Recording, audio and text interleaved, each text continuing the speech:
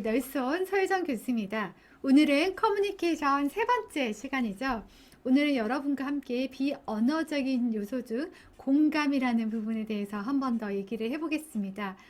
자, 비언어적인 커뮤니케이션에서 가장 중요한 거, 여러분이 갖추어야 될 부분을 얘기하라면 저는 이걸 얘기하겠어요. 공감.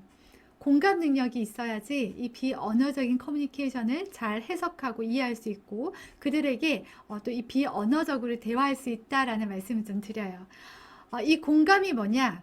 네, 한때는 트렌드가 되게 병원의 트렌드가 공감이었어요. 간호사들 트렌드가. 예를 들면 면접관님들이 학생들한테 면접관님들이 예비 간호사들한테 이렇게 물어요.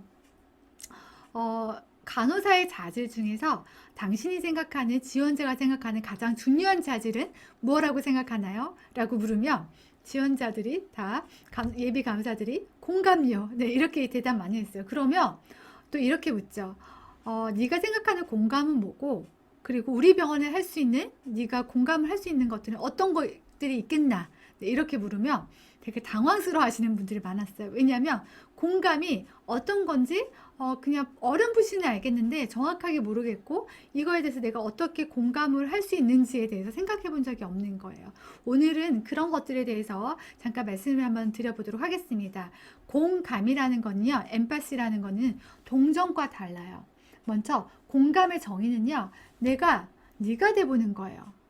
너의 입장, 네가 돼보는 게 바로 공감이다. 근데 동정은요, 나의 입장에서 너를 보는 거예요. 내 입장에서 너를 봤을 때 너의 그 상황이 굉장히 안타깝다. 이게 바로 동정이에요. 근데 동정은 잘못나면 받아들이는 입장, 상대의 입장을 굉장히 가슴 아프게 하는 경우도 있어요. 그런 것들을 거부하시는 분들도 있고요. 근데 공감은 그렇지 않아요. 내가 네 입장에 대보고 생각하고 행동해 보는 거예요.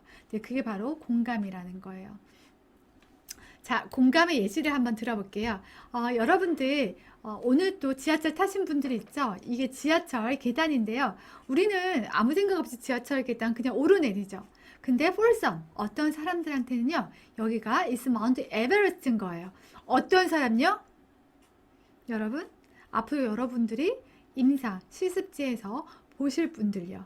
네, 그런 분들은 여기가 에베레스트 같아요.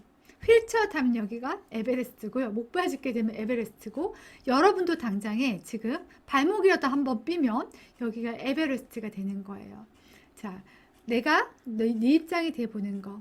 나는 매일매일 왔다 갔다 하지만 그러는 거 생각 못 해봤어. 근데 네 입장이 돼보니까 여기가 굉장히 목 빠지고 가기 힘들겠어. 휠체어 아예 안 되겠어. 이렇게 생각해 줄 수 있는 거죠. 이게 바로 공감인 거예요. 자, 여기는 제가 예전에 근무했던 곳이에요. 여기에는 엘리베이터가 양쪽에 두 개씩 있어서 총 4개가 있어요. 꽤 많죠.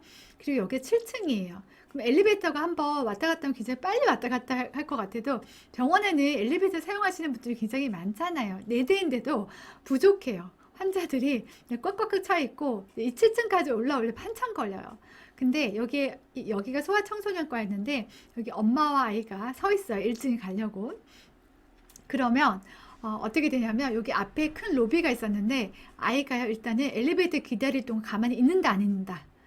당연히 안 있죠. 네, 그래서 아이가 로비를 한 바퀴 뛰고 와요. 그러면 엘리베이터 한 대가 내려가요.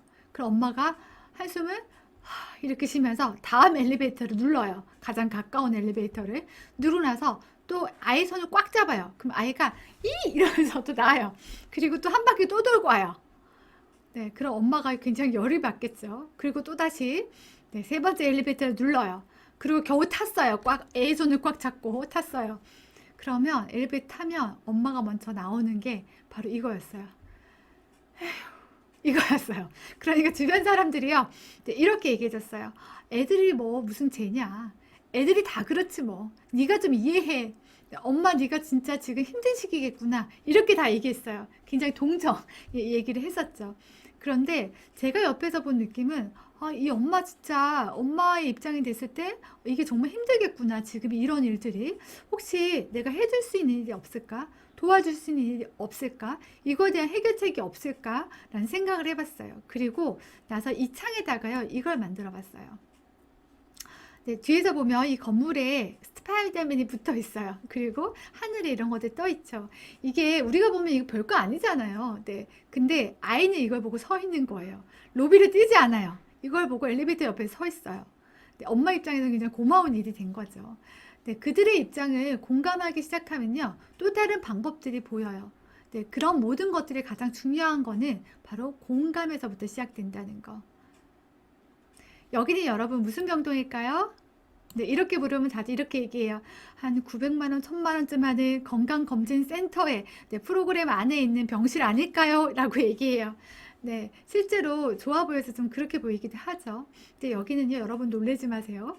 정신과 병동이에요. 우리가 일반적으로 여러분 아직 못 가보셨으니까 네, 이렇게 생각 못 하실 수도 있는데 우리가 일반적으로 생각하는 정신과 병동과 여기가 다른 점이 있어요. 물론 시설도 우수하게 다르지만 특히나 다른 두 가지가 있어요. 네, 한 가지는 창이 있다는 거, 그 두 번째는 쇠창살이 없다는 거. 이 두 가지요. 정신과 병동에서는 창이 있으면 굉장히 안전에 문제가 있어서 되게 의료진들이 주의를 많이 요하죠. 근데 사실 이런 것도 특수창으로 해놓으셨겠죠. 근데 이 병동에 보고 나서 우리가 간호사들이 다 훌쩍훌쩍 거렸어요. 근데 여기 투어를 가고 나서 훌쩍훌쩍 거렸어요. 우리가 더. 왜냐하면 이걸 만든 그분의 마음이 되게 공감이 됐거든요. 이사장님이요, 항상 이 병원에 왔다 갔다 하시면요, 이 정신과 앞에서 보면 보호자들이 훌쩍훌쩍 거리고 있는 거예요. 왜? 정신과 병동은 본인이 입소를 하고 싶어서 입소하는 분들이 아니에요. 보호자들이 대신 사인해서 입소하잖아요.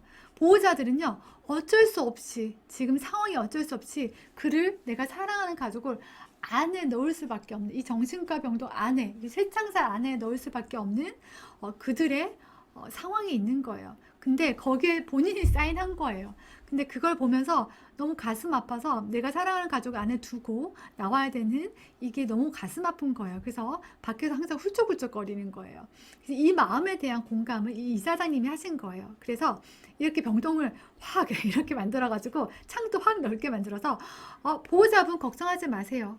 네, 우리 이렇게 좋은 환경에서 환자 케어하고 있으니까 환자 요양하고 있는 거예요. 걱정하지 마세요. 이거를 이 환경을 통해서 얘기하는 거예요. 여러분 멋있지 않나요? 네, 이게 바로 공감에서부터 시작해요. 물론 이걸 만들고 나서 이거 뛰쳐내리지 않겠나, 이거 환자한테 문제 생기지 않겠나, 이 창 때문에 막 얘기가 있었는데 사고 없었대요. 큰 사고 없었고 지금까지도 잘 유지되고 있고요. 협회에서도요, 이거 정말 잘 만들었다 이렇게 상도 받고 그러셨대요.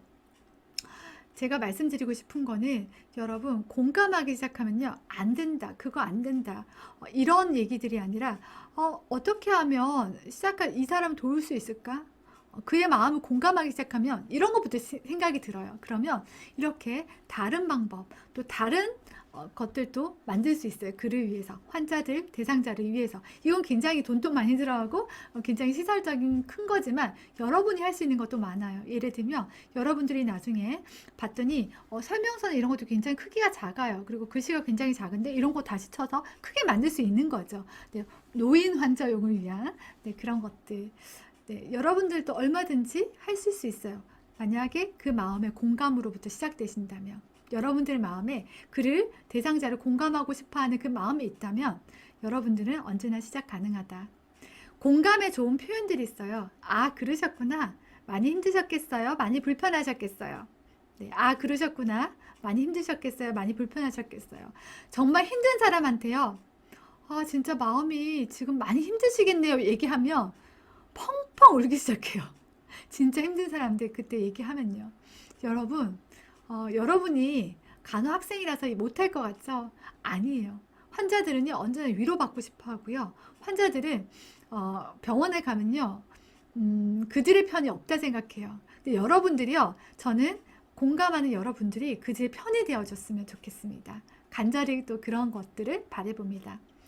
자, 암 환자 비언어적인 방법 하나 말씀드릴게요. 암 환자, 제가 말하는 암 환자는 엔드 스테이지 캔서 환자분들이에요.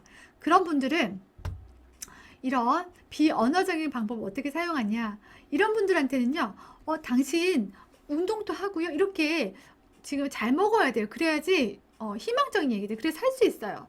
보호자도 이렇게 있고 한데 더 살아야죠. 네, 이런 얘기 우리 마음대로 못해요. 왜냐하면 엔드 스테이지이기 때문에. 대신에 우리가 할 수 있는 비언어적인 거는 그들의 가족을 챙겨보는 거예요. 식사 드셨어요? 환자분 챙기느라 보호자는 잘 못 먹었죠? 네, 보호자가 잘 먹어야 되는데, 그래야지 견디는데. 네, 이렇게 얘기해 주는 거예요. 이게 비언어적인 방법이에요. 네, 여러분들께 이거 하나 추천드렸고, 예를 들면 소아청소년과는 아이들이 잘 설명을 할 때, 아이들에게 설명할 때는 아이들이 가지고 노는 뭐 장난감으로 설명한다던가, 아니면 엄마한테 얘기해서 엄마가 대신 아이의 말로 얘기해 준다던가, 네, 이런 비언어적인 방법을 사용해야 되죠. 그래서 다시 요약을 하면 우리가 할 수 있는 비언어적인 커뮤니케이션은 뭐가 있냐? 네, 가장 중요한 거는 아까 제가 공감이라는 걸 얘기했고, 공감이 되어야지만 내가 네 입장이, 내가 네가 되어져야지만 이런 비언어적인 커뮤니케이션을 이해할 수 있고 잘 할 수 있다라고 얘기 드렸고, 우리의 비언어적인 그 해석을 볼 때는 눈을 통해서 가장 잘 보여진다. 우리의 감정은 눈을 통해서 가장 잘 보여진다. 그래서 아이 컨택을 늘 환자분과 잘 하시란 말씀을 드렸고, 공감에 좋은 표현들이 있어요. 아, 그러셨구나. 아, 진짜 많이 힘드셨겠어요. 네, 지금도 많이 힘드시죠? 힘내세요. 이런 얘기들이 비언어적인 커뮤니케이션을 잘 하는 네, 간호학생들. 그래서 여러분들이 정말 그 대상자분들의 든든한 네, 편이 되어주는 그런 멋진 네, 이 멋지다는 얘기는 마음이 정말 멋진 그런 간호 학생이 되셨으면 좋겠습니다. 오늘은 여기까지 하겠습니다. 수고 많으셨습니다.